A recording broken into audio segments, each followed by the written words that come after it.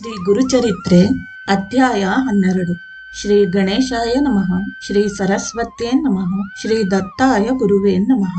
ಒಂದು ವರ್ಷದಲ್ಲೇ ಅಂಬಾಮಾತೆಯ ಗರ್ಭದಲ್ಲಿ ಅವಳಿ ಮಕ್ಕಳು ಜನಿಸಿದರು. ನರಹರಿ ತಾಯಿಯ ಬಳಿಗೆ ಹೋಗಿ ತಾನು ಹೇಳಿದ ಹಾಗೆ ಮಕ್ಕಳು ಹುಟ್ಟಿದರು. ಇನ್ನು ಇಬ್ಬರು ಗಂಡು ಮಕ್ಕಳು, ಒಬ್ಬಳು ಹೆಣ್ಣು ಮಗಳು ಜನಿಸುವರು ಎಂದು ಹೇಳಿ ತನಗೆ ಸನ್ಯಾಸ ಸ್ವೀಕರಿಸಲು ಅನುಮತಿಯನ್ನು ಕೊಡಲು ಕೇಳಿಕೊಂಡರು. ಏನನ್ನೂ ಹೇಳಲಾಗದೆ ತಾಯಿಯು, ಮಗನೇ, ಯಾರಾದರೂ ಬ್ರಹ್ಮಚರ್ಯೆಯನ್ನು 12 ವರ್ಷಗಳು ಪಾಲಿಸಿ ಗೃಹಸ್ಥಾಶ್ರಮವನ್ನು ಕೈ ಹಿಡಿದು ಮಕ್ಕಳನ್ನು ಹೆತ್ತ ನಂತರ ಸನ್ಯಾಸ ತೆಗೆದುಕೊಳ್ಳಬೇಕೆಂದು ಶಾಸ್ತ್ರಗಳು ವಿಧಿಸಿದೆಯಲ್ಲವೇ?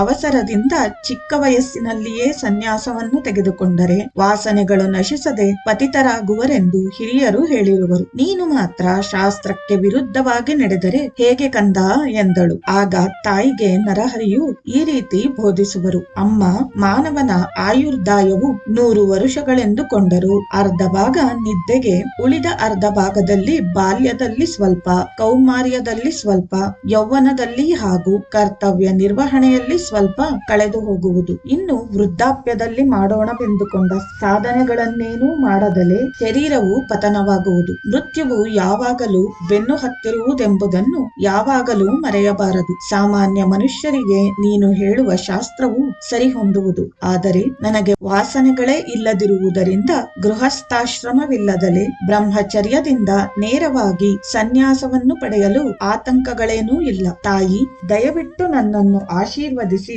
ಕಳಿಸಿಕೊಡು ಎಂದು ಬೇಡುತ್ತಾ ಆಕೆಗೆ ಶ್ರೀಪಾದ ಶ್ರೀ ವಲ್ಲಭನಾಗಿ ದರ್ಶನವನ್ನಿತ್ತರು. ತಾಯಿ ತಂದೆಯರು ಬೇಡವೆನ್ನಲಾರದೆ ತಮ್ಮ ಮಗನ ಜಾತಕವು ಮೊದಲೇ ತಿಳಿದಿತ್ತಾದ್ದರಿಂದ ಲೋಕೋದ್ಧಾರಕ್ಕಾಗಿ ಆ ಮಗನು ಮಾಡುವ ಪ್ರಯತ್ನದಲ್ಲಿ ವಿಜಯ ಉಂಟಾಗಲೆಂದು ಆಶೀರ್ವದಿಸಿದರು. ತಾಯಿ ಮಾತ್ರ ಮತ್ತೆ ದರ್ಶನ ಬಯಸಲು ಖಂಡಿತವಾಗಿಯೂ ತಪ್ಪದೇ ಬರುತ್ತೇನೆಂದು ಹೇಳಿ ಹೊರಟು ತೀರ್ಥಯಾತ್ರೆಗಳನ್ನು ಮಾಡುತ್ತಾ ಅವರು ಕಾಶಿಗೆ ಸೇರಿ ಅಲ್ಲಿ ನಿಶ್ಚಲ ಸಮಾಧಿಯಲ್ಲಿರುತ್ತಿದ್ದರು. ಅಲ್ಲಿ ಕೆಲವರು ಸನ್ಯಾಸಿಗಳು ಅವರನ್ನು ನೋಡಿ ಅವರ ಗುರುಗಳಾದ ಶ್ರೀ ಕೃಷ್ಣ ಸರಸ್ವತಿ ಸ್ವಾಮಿಗೆ ಹೇಳಿದರು. ಅವರು ನರಹರಿಗೆ ಸನ್ಯಾಸ ದೀಕ್ಷೆಯನ್ನು ಕೊಟ್ಟು ನರಸಿಂಹ ಸರಸ್ವತಿ ಎಂದು ದೀಕ್ಷೆಯ ಹೆಸರನ್ನು ಕೊಟ್ಟರು. ವಯಸ್ಸಿನಲ್ಲಿ ಚಿಕ್ಕವನಾದರೂ ಈತನು ಜ್ಞಾನದಲ್ಲಿ ಹಿರಿಯನು. ಆದ್ದರಿಂದ ಎಲ್ಲರೂ ಈತನಿಗೆ ನಮಸ್ಕರಿಸಬೇಕು ಎಂದು ಆ ಗುರುಗಳು ಹೇಳಿದರು. ಈ ಗುರು ಸಂಪ್ರದಾಯವು ಅನಾದಿ ಸಿದ್ಧವಾದುದು. ಅದಕ್ಕೆ ಮೂಲ ಪುರುಷನು ಸದಾಶಿವನು, ನಂತರ ವಿಷ್ಣುವು,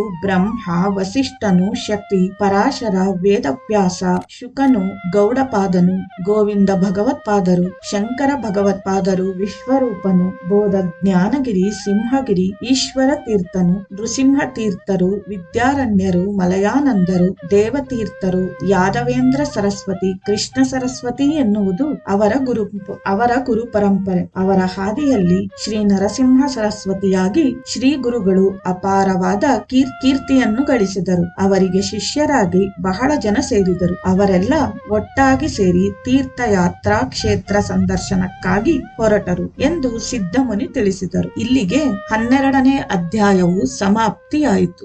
ಜೈ ಗುರುದೇವ ದತ್ತ.